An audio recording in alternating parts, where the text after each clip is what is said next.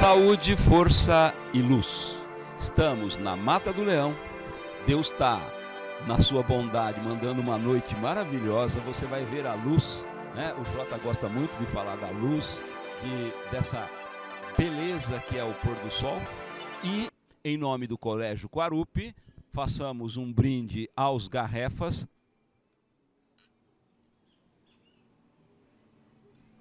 E a sua equipe, né? Todo mundo que chega aqui, às vezes os meninos, as meninas que trabalham aqui, vêm aqui só para a gente, né? O momento que está tudo fechado.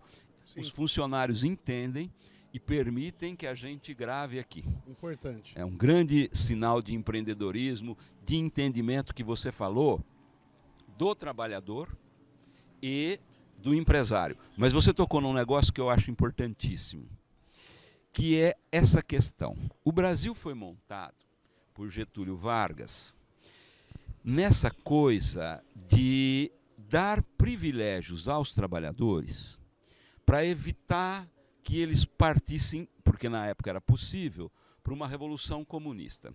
Então a gente vai para o 13º, aposentadoria, férias, né? Mas essas coisas, elas estão por desaparecer. Em países que você conhece, isso nunca houve. Na China, por exemplo, né? Essas coisas não existem. E é uma dor.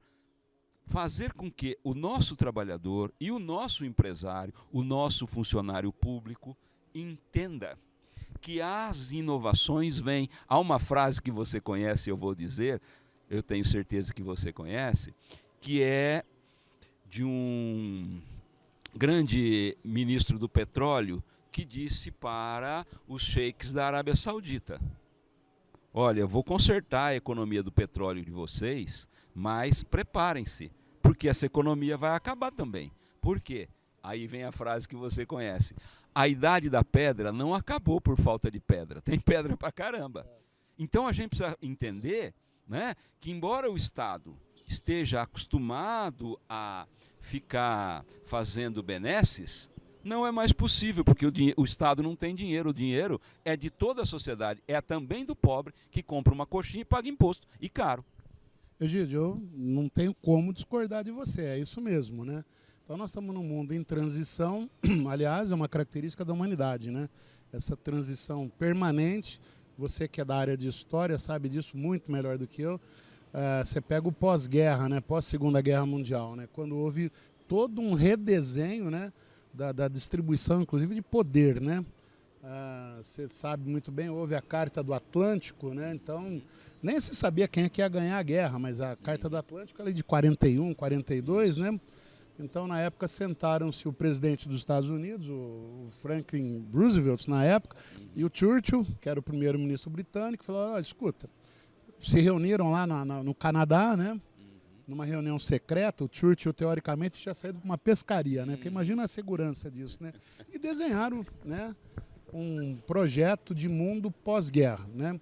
Dali surgiram ideias, né, e coisas que nós temos até hoje, como Nações Unidas, Banco Mundial, enfim, várias coisas que surgiram daquele período de conflito, que em termos históricos foi ontem, né? 75 anos, né? Isso, em termos históricos, é um respiro, né? E tem reflexos até hoje. E de lá para cá, as coisas foram mudando bastante, né? E numa velocidade cada vez maior. Então nós tivemos a década de 60, que foi revolucionária em todos os sentidos. Tivemos 68, que é o ano que não acabou, né? Muitos dizem isso até hoje. E estamos aprendendo, né? E essa questão trabalhista é uma coisa que todos estão aprendendo ainda. Você vai nos Estados Unidos, por exemplo, não se fala, o Egídio ganha tanto por mês. Primeiro, que eles não falam ganhar, né? Nesses países mais avançados, eles falam to make money, ou seja, fazer dinheiro, não é ganhar. Dinheiro não cai do céu, né? Aquela história da vaca não dá leite, você precisa trabalhar e tirar, né? Então você faz o dinheiro. E eles falam sempre em salário anual, né? Ou por hora, né? Então, quando você vai avaliar lá, olha, quanto é que é o minimum wage hoje nos Estados Unidos, salário mínimo, é X dólares hora, tá? E você vai fazer o teu salário, só que não tem férias como nós temos, né? não tem uma série de coisas, né? Inclusive não tem o SUS que nós temos, que isso é um capítulo à parte, né? Que é muito bom. Um modelo. Sim, excelente. Que eu acho que nós temos. Aliás, é uma coisa que a pandemia trouxe a gente aprender a conhecer e respeitar o SUS. Poucos sabiam dessa importância, né? Então as coisas, Egidio, vão mudando, né? E o Brasil não vai fugir disso. Essa questão tecnológica, você vê hoje, pega o nosso setor aí, uma máquina de corte de cana substitui por baixo 100 trabalhadores rurais. Só que esse trabalhador rural, ele não morreu, ele não desapareceu, ele migrou para outras funções melhores. Mais dignas, né? Mais dignas, né? Eu sou do tempo, Egidio, infelizmente, eu ia às vezes visitar a trabalho usinas lá no Nordeste, né? Isso não é tão longe, não. 20 anos atrás, um pouco mais, o cara estava lá na moenda, trabalhando de short e uma sandália havaiana. Era isso. EPI, como? O que é isso? Não sabia que era isso, tá? Era essa cultura da época que não é tão longe. Hoje é totalmente diferente. Então a relação de capital e trabalho evoluiu muito no Brasil, né? Muito. Melhorou muito, as condições melhoraram muito. Eu acho isso importante, né? Nós temos que cuidar de certos encargos aí que incidem sobre o empresário que não tem muito retorno. Agora, a questão da qualidade do trabalho, segurança do trabalho principalmente, isso é fundamental. Isso é papel dos sindicatos, tá? Eu sempre falo para meus amigos sindicalistas, se quer fazer um negócio bom para o trabalhador, monitore as empresas que estão recolhendo seus encargos em dia. Por exemplo, tá? Às vezes o cara está lá, para de recolher o INSS, o Fundo de Garantia, etc. Aí a hora que precisa fazer a rescisão, não tem verba. Sobra para quem? Quem é o lado fraco? Infelizmente é o trabalhador. Só que hoje, Egídio, até mais um aspecto positivo da tecnologia, o trabalhador tem a obrigação de monitorar a conta dele, como é que está. Escuta, será que o Egídio, meu patrão, está cumprindo a parte dele? Até porque tem uma coisa interessante. A empresa que não cumpre com os seus compromissos, ela gera uma distorção de mercado, porque ela se torna mais competitiva. Tá? Perfeito. Então, quando uma empresa deixa de recolher os impostos, né, é diferente a empresa que momentaneamente está com problema, tá? Por favor, não vamos confundir. Claro. Ah, olha, esse mês não deu. Eu prefiro fazer folha do que pagar o governo. Sim. Mas não pode ser uma coisa sistemática, tá? Não pode ser estratégia comercial. Eu não posso pegar, vou falar da minha área, automação industrial. Quando eu vendo um sistema, vamos controlar uma caldeira, vai? São 42% de impostos. Agora, se eu pago isso e meu concorrente não paga, eu não vou ganhar. Eu não vou ganhar, né? E aí ele vai lá, esse mesmo concorrente não paga os encargos trabalhistas. Sabe o que vai acontecer? Ele vai gerar um desemprego na minha empresa e vai mal empregar ou subempregar o cara na empresa dele, até que a Polícia Federal chegar nele e tal. Aí ele já migrou. Gente, tem empresa que tem 15 CNPJ, sabe? Então, nós precisamos olhar com muito carinho isso. E o trabalhador tem um papel importante nisso.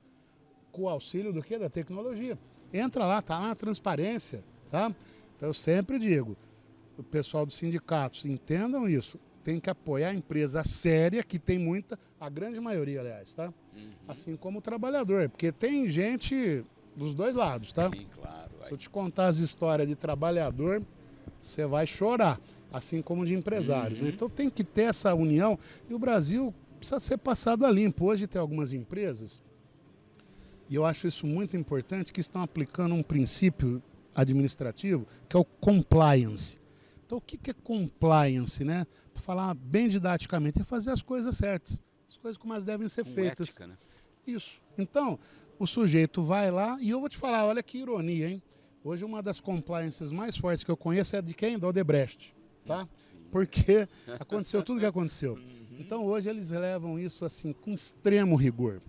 Eu, para fornecer para o Odebrecht, e forneço, é um importante cliente meu, tem que ter todos os meus impostos em dia, tem que ter todos os meus encargos trabalhistas em dia, não posso ter cargo público. Olha que interessante. Então você vai filtrando as coisas e separando o famoso joio do trigo. Eu acho isso extremamente importante, é uma conquista da sociedade, porque, gente, não adianta, é como o professor falou, o Estado, ele não gera dinheiro, não nasce na árvore, né? Quem gera dinheiro é a economia, quem gera dinheiro para a economia é o trabalhador, é o empresário, né? O governo, quando ele faz muito, ele não atrapalha. tá? Deixa a economia andar, deixa a economia acontecer, a economia vai gerar os impostos, se todos pagarem, né? E esses impostos, ser bem geridos, vão retornar para a sociedade com uma saúde melhor, uma segurança melhor, a educação melhor, que essa tem que ser uma prioridade para qualquer país que queira ter um mínimo de projeto de país, né? Eu já vi, você pega uma Coreia do Sul aí, né? Que eles fizeram, investindo no quê? Israel. Educação. Israel, né? Então é isso. É isso que eu acho que é a meta, o objetivo que nós temos que ter, unir a sociedade, né, Egídio, nesses vetores aí, né?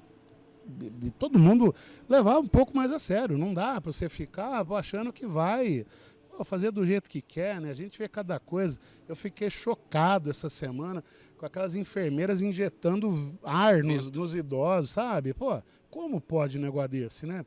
Então, o Brasil realmente está sendo passado a limpo, mas tem que ser passado a limpo por nós, sociedade. Nós temos que ficar indignados com esse tipo de coisa e cobrar consequências. Ah, afastou a enfermeira. Não, não basta. É cadeia, no mínimo. Por quê? Primeiro, ela colocou em risco a vida do idoso. Você sabe que você injeta ar dentro de um organismo, vai ter uma coagulação daquele sangue. Pode gerar uma embolia e matar a pessoa. Outro problema, nossa, mas o Egídio foi vacinado, mas ele pegou Covid, porque acha que você foi vacinado e não foi. Mas ele pegou Covid, então a vacina não presta. Você, sabe, isso vai gerando. Que isso dá Cara, são consequências gravíssimas e não dá para passar a mão e falar, ele errou. Como assim? Então, você vai pagar. Se o Brasil passar a ter esse tipo de consciência, nós temos que ter regras e disciplina. Não é um Estado autoritário, não. É cumprir regras mínimas de convivência. Né? Eu tenho fé que nós vamos conseguir, tá? Eu vou morrer, espero ver isso, um país um pouco melhorado nessa direção e nesse sentido. E aí, daí a importância desse tipo de bate-papo que nós estamos tendo, o trabalho que você faz, Egídio, porque eu acho que uma disciplina que não tem o valor que deveria ter é exatamente história. Né? Um povo sem história não tem futuro, porque é a história que te dá o alicerce para ver, olha, eu acertei ali, eu errei aqui, ali eu poderia ter feito melhor, para você ter um planejamento. Quem é de administração sabe disso. Você tem que ter dados para você traçar um cenário futuro, né? E vários cenários. Agora, sem história, como que você faz? Né? Então, gente, vocês que estão escutando, os alunos, valorizem o mestre, que história é fundamental para um país que queira ser bem sucedido. Eu não tenho a menor dúvida disso. Obrigado ao Paulo Galo, obrigado a você, a sua paciência. Amanhã a gente continua.